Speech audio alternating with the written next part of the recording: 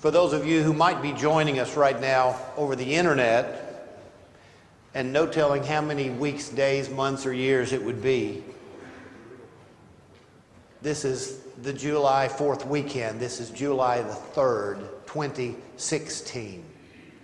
And we are preparing to celebrate our freedom and our independence in Louisa, Kentucky. Would you stand as we read God's Word today from the book of Joshua? I have been studying Joshua on my back patio, and I'm reading today from Joshua chapter 7, beginning with verse 1.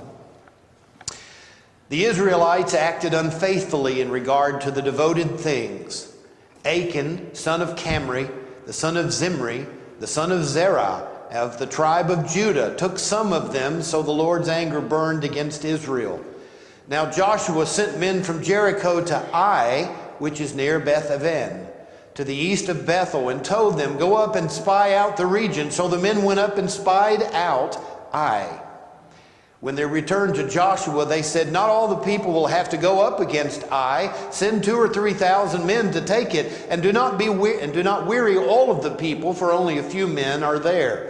So about 3,000 men went up, and they were routed by the men of Ai, who killed about 36 of them, and chased the Israelites from the city gates as far as the stone quarries, and struck them down on the slopes. At this the hearts of the people melted and became like water. Then Joshua tore his clothes and fell face down to the ground before the ark of the Lord, remaining there till evening. The elders of Israel did the same and sprinkled dust on their heads. And Joshua said, "All sovereign Lord, why did you ever bring this people across the Jordan to deliver us into the hands of the Amorites to destroy us? If only we had been content to stay on the other side of the Jordan. O Lord, what can I say? Now that Israel has been routed by its enemies, the Canaanites and the other people of the country will hear about this. They will surround us and wipe out our name from the earth. What then will you do for your own great name?" The word of God for the people of God. Thanks be to God. Please be seated. I have 3 things for you this morning. People sometimes tease me about shuffling cards when I preach. I preach on 4x6 cards. I always do.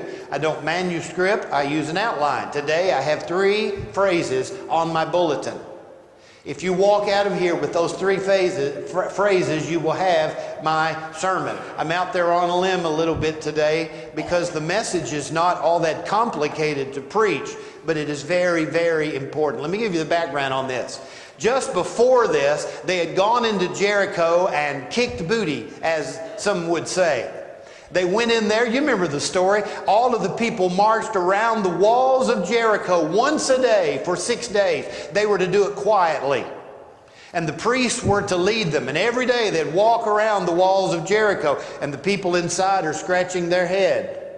God gave them this plan. That's why it sounds crazy to our ears. Walk around the city of Jericho once every day, quiet. Do it once a day for 6 days. On the 7th day, you're going to walk around it 7 times. And when Joshua tells the trumpets to sound, the trumpets are all going to sound, and you're all going to yell just as loud as you can. What's going to happen then? You just wait and see. That takes some faith. Walking around the fortified walls of Jericho. I've been there, by the way. I've been to Jericho. Maybe I'll tell you about that in a minute. So on that 7th day, they walked around 7 times, quiet as church mice. Joshua gave the sound. Boo! The shofar sounded. And all of those people began to yell at the top of their lungs. And for no good reason other than God wanted it to, the city walls fell, and Israel went in and routed the place. They were to kill everybody. Sounds awful to our ears to say that, but they were to kill everybody because those people were a temptation to God's people to go back into the slavery and the other gods and all of that wickedness that they were a part of. They were to get rid of every bad influence. All the silver and gold was to go into the treasury for Israel, and everything else was to be burned. Because it might take them back into bondage, back into slavery, back into human sacrifice, back into temple prostitution, back into child sacrifice, back into the cutting off of limbs and the evil that was going on all around them. God was raising up a holy people, but these people had come from very unholy background, and so God just didn't allow them to take any of yesterday into tomorrow.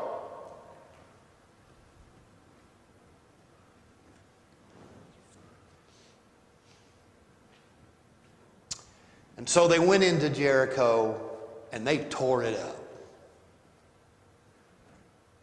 The next town they were to attack was a town called Ai. A-I.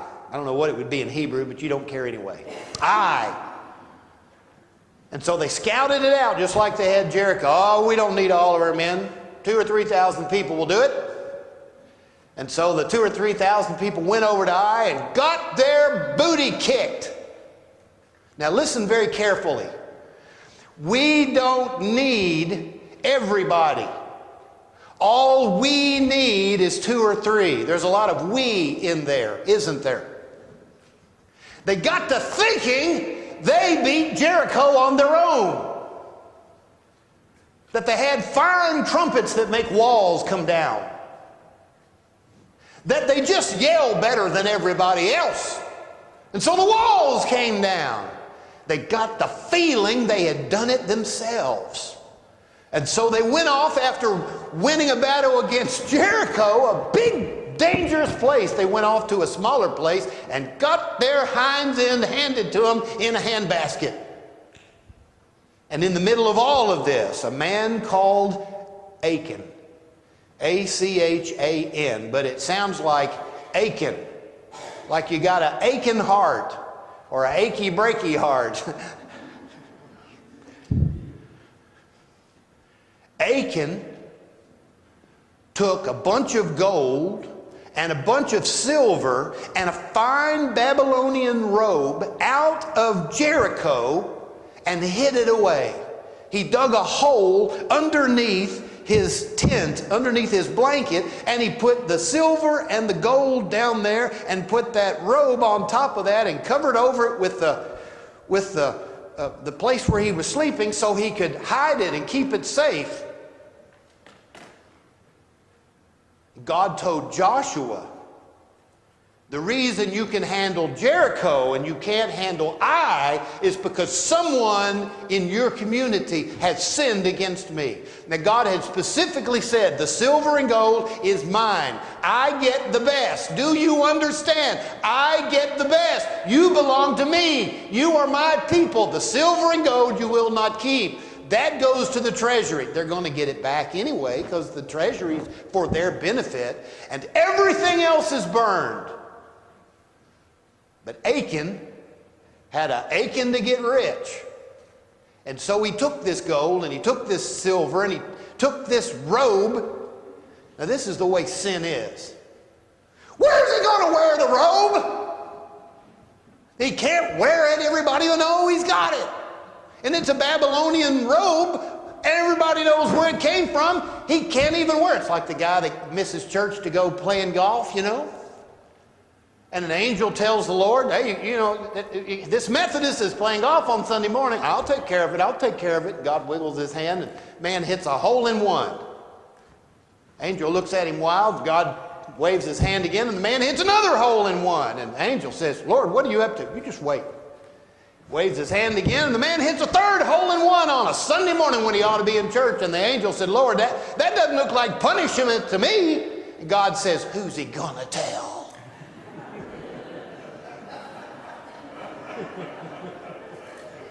Can't tell anybody. He's not supposed to be there.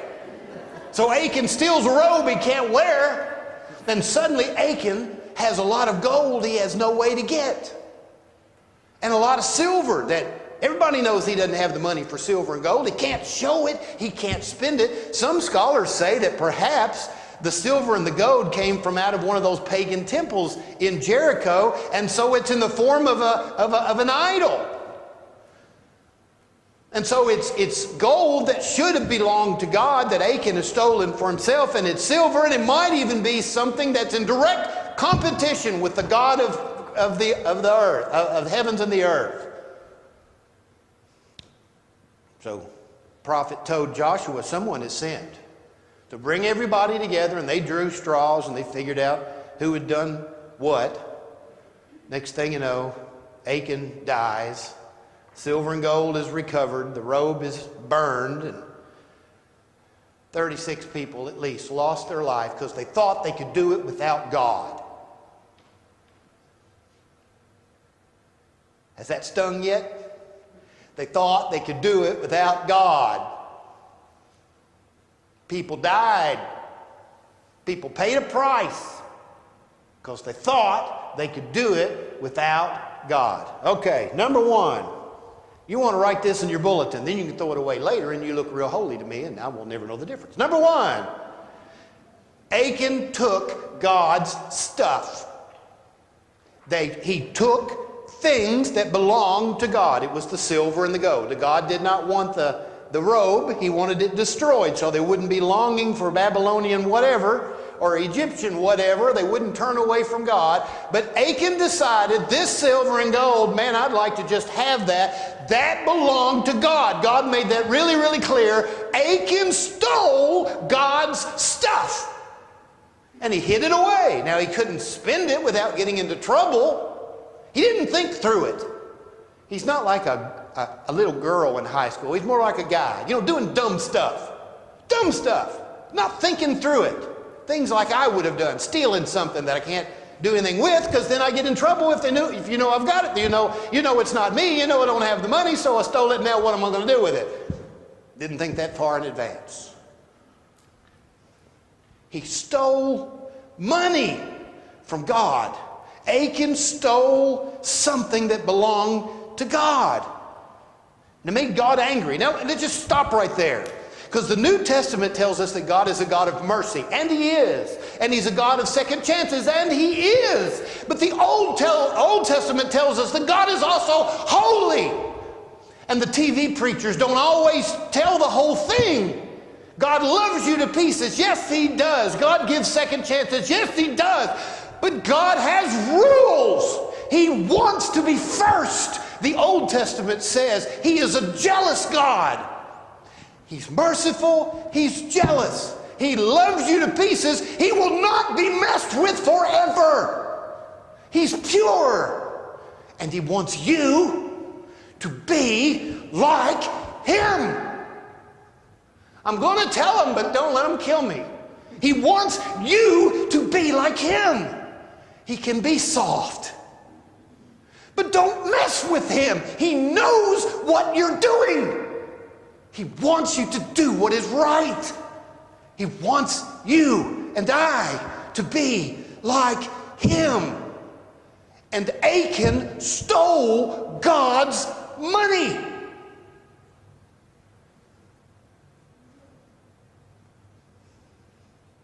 What about you?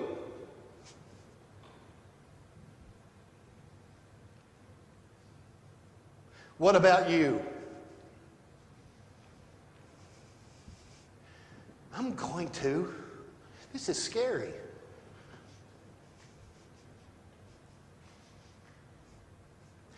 If you have money to live and to shop and to go and to play, but you do not have money for your tithes, you have spent God's money on yourself.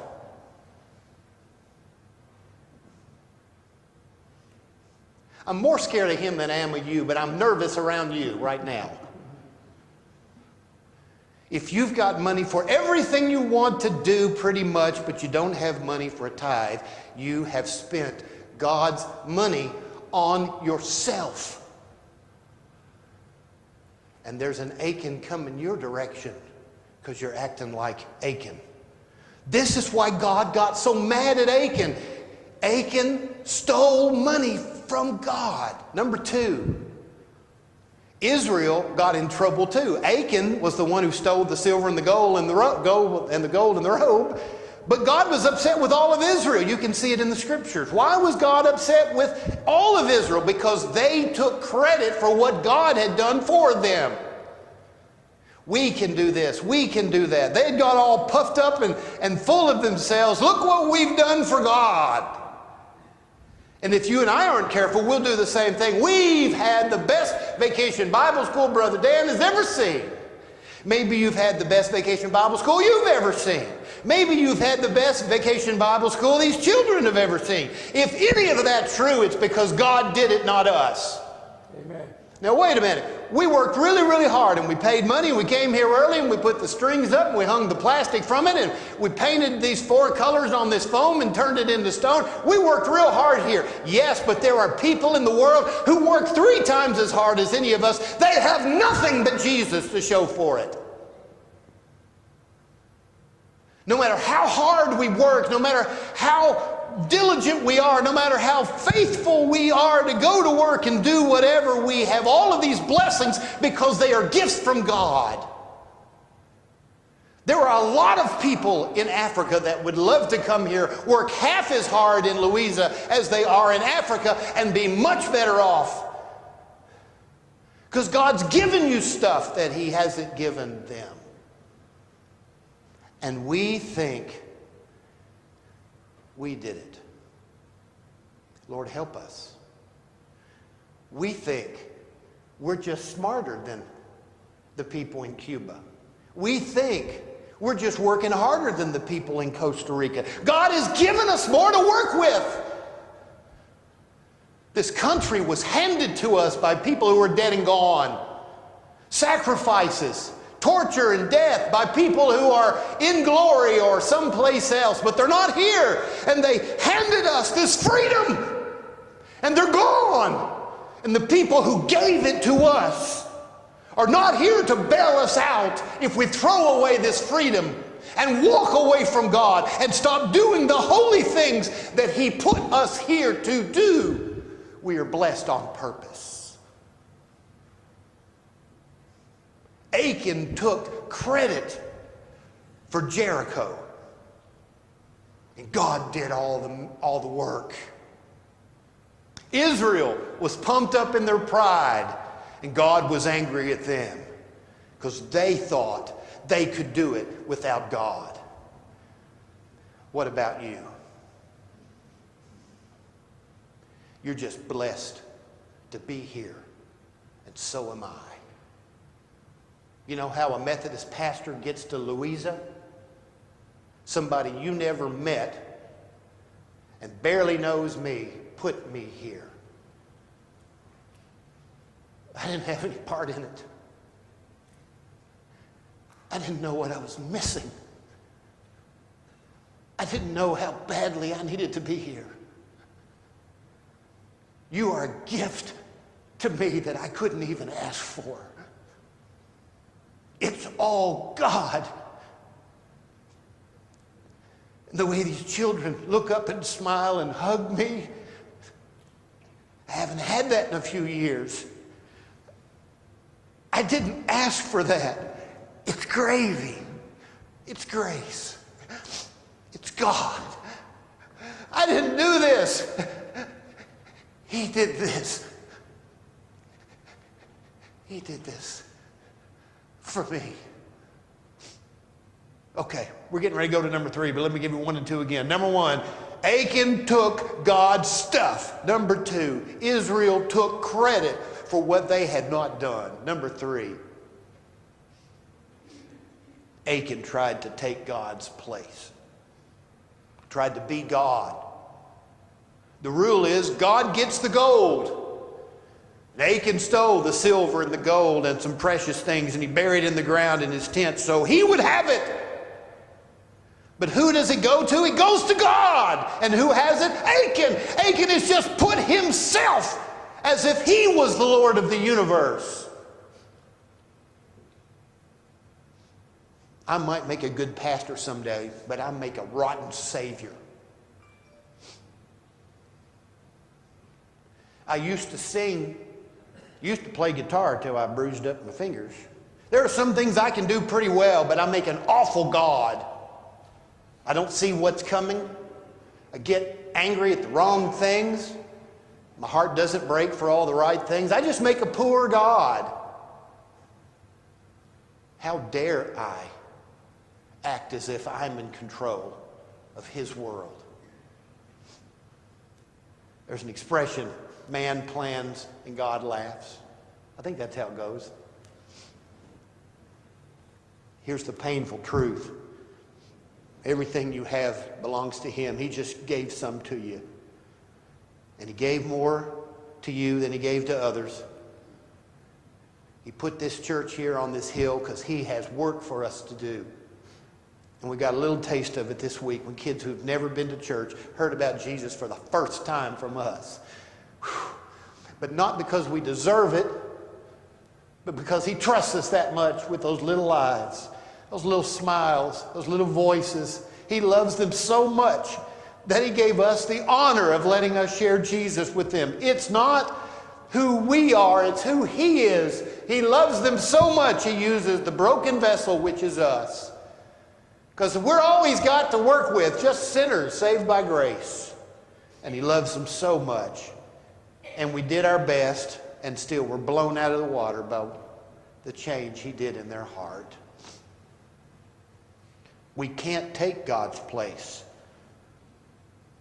Our money says, in God we trust. But we can't pray in school. I dare you to try to find a Christian radio station on PBS anywhere, but I was listening to PBS this morning and they had all kinds of religious music from a different faith background completely for an hour on Sunday morning. It's a strange world we live in where everybody's equal unless you're religious, and then you take a back seat to people. We're losing this thing. We're losing it. We're so much like the world. They can't see any difference in us and the world, so they don't come here because they can't see any difference. They just as well stay home if we're just like the world. Amen. You and I are supposed to be like Him. And when we do, we will stick out. And when we do, we will suffer a little bit of persecution. And when we do, He gets the credit, He gets the honor, He gets the glory. That's why we are here. To show God to this world. We're going to review and then I'm going to give you communion. Achan took God's stuff. Don't do that. Israel took credit for all the good things that God was doing around them. Be humble in the presence of a holy God that's given you so much more than we deserve. And heaven that we haven't even seen yet is ours if we'll just be like Him. And third, we are not God, but we know Him. Make Him known to others.